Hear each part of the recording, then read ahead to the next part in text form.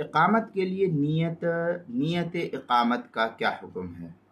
چنانچہ ہم میں سے جس طالب علم یا اسی طریقے سے معلم استاذ کا وطن 77.5 کلومیٹر، بعض لوگ اس کو 82.5 کلومیٹر تسلیم کرتے ہیں دوسرے کتب وغیرہ کے اندر۔ بہرحال یہاں پر جو مسئلہ ہے وہ 77 کلومیٹر کی دوری پر واقع ہے۔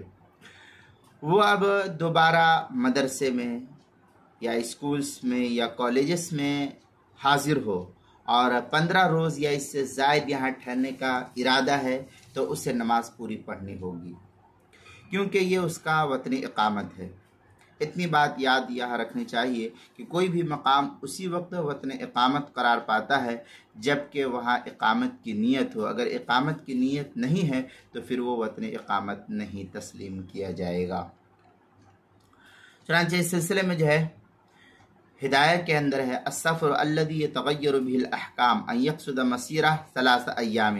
اس طریقے کے الفاظ جو ہے ہدایہ جلد نمبر 1 صفحہ نمبر 145 باب صلاۃ المسافر، اور فتاوی شامیہ میں وطن الاقامہ وهو ما خرج الیہ بنیہ اقامت نصف شہر، فتاوی شامی جلد نمبر 2 صفحہ نمبر 614 کتاب الصلاۃ باب صلاۃ المسافر مطلب فی الوطن الاصلی ووطن الاقامہ۔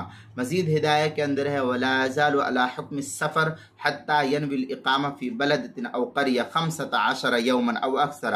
یہ ہدایہ جلد نمبر 1 صفحہ نمبر 146 کتاب الصلاۃ باب صلاۃ المسافر کے تحت جو ہے اس مسئلے کی تفصیل نقل کی گئی ہے۔